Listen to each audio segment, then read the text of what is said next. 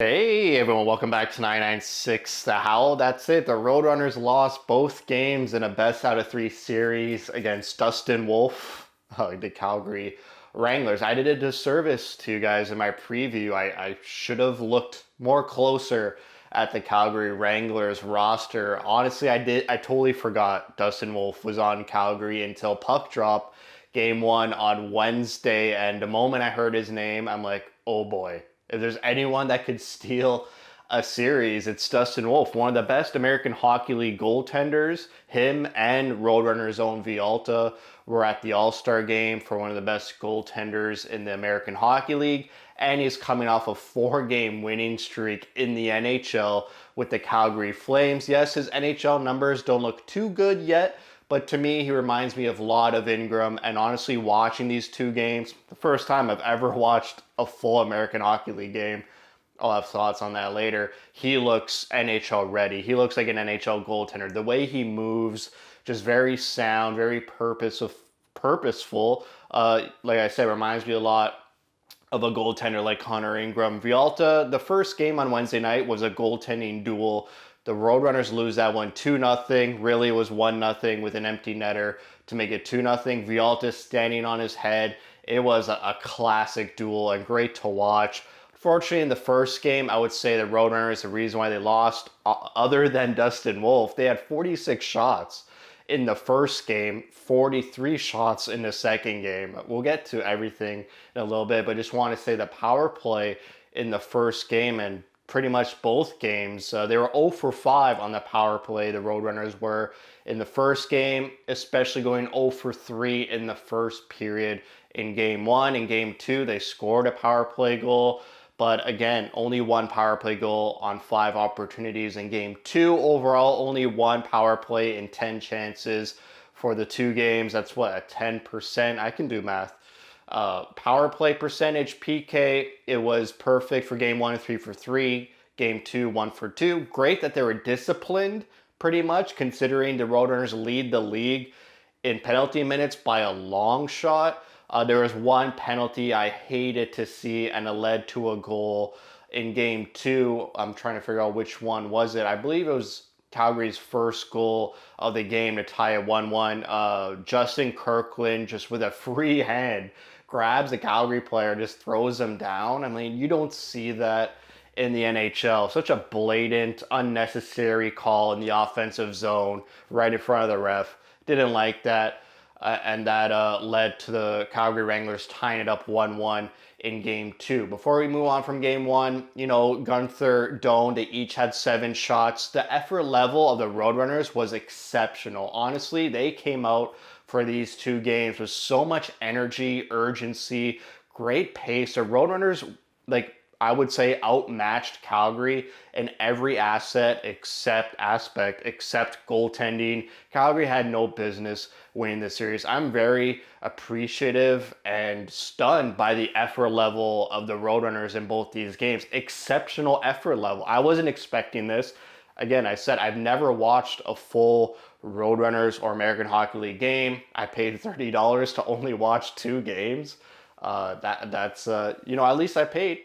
Game one on Wednesday night, that was a pretty empty building. I understand weeknights, 7 p.m., hard to make it. Friday night more than made up for that. That was a record Friday night for the amount of attendance in a playoff game for the Roadrunners at Tucson Arena. I believe the number was around 5,200 people. But yeah, if this is the future of the team moving forward, the way they hit, the physicalness of this team, the urgency in game two, after every single whistle, the Roadrunners would congregate, huddle up. I don't know why this has never happened. I've done these videos for years. I'm not sure why YouTube is being like this. We'll get back to that. I'll fix that later. What was I saying? After every whistle, the Roadrunners would congregate the teammates and just talk. A lot of communication.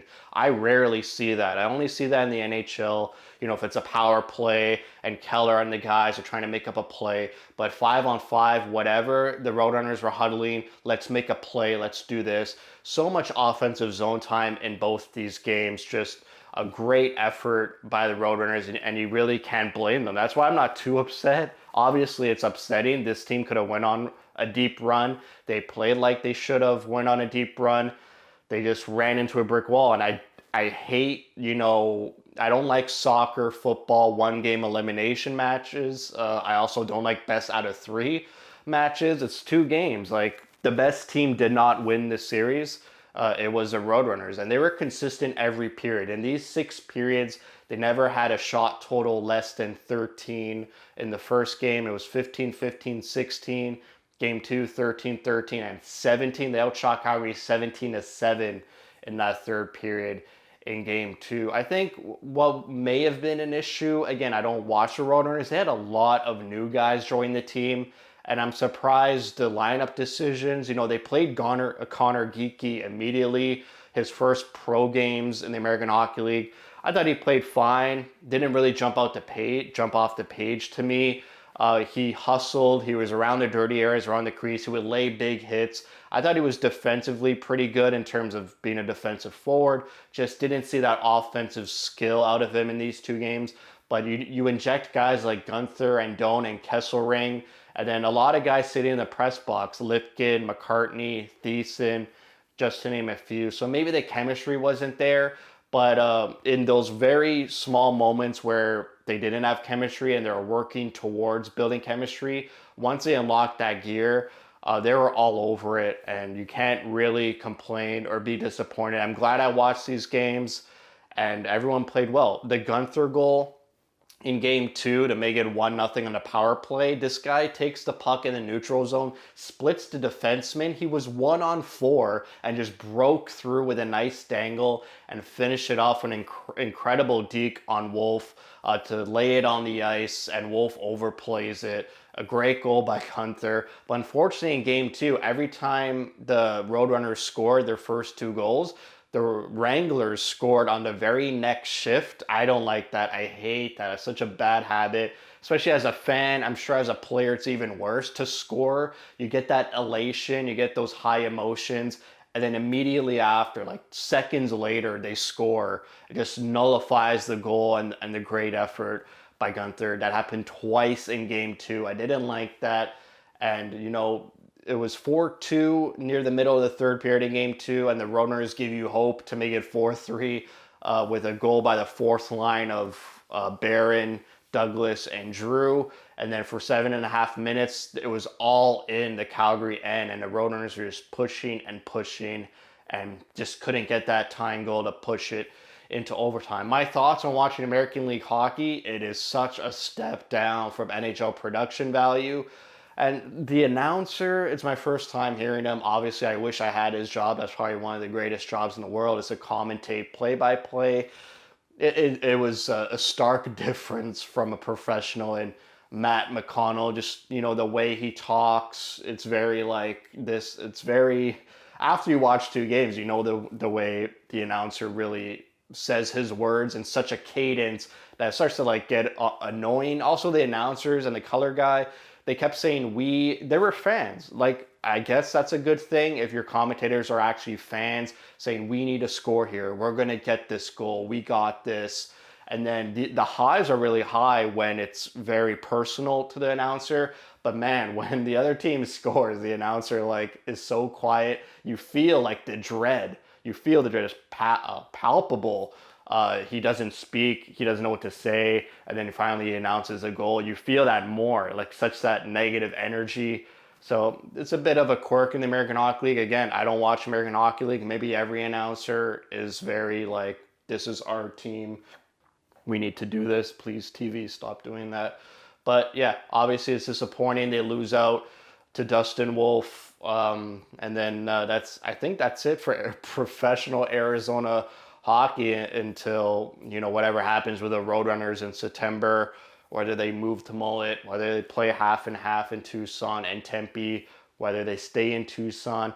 A lot of things up in the air, but honestly got to applaud the effort by the Roadrunners. Game two, I thought Villalta, he could have stood on his head more. I don't think he made a big save at all in game two. Kind of really would be the only reason on the Roadrunners' end to lose the game. He had 3 goals against on 15 shots once they scored that third goal. Overall, he let in 4 goals, 24 shots. Not a very good save percentage. And game one, he was standing tall, making huge saves, keeping the team in it.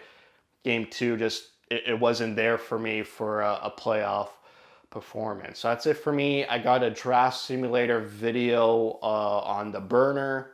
Is that a term? It should be uploaded soon.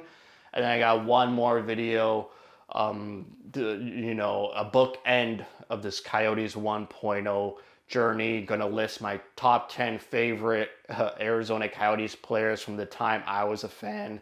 And then we'll move on from there, and I'll have a channel update before May 10th. So that's it for me. Thanks for watching. If you like what you see, spread the word. And as always, thank you for your support.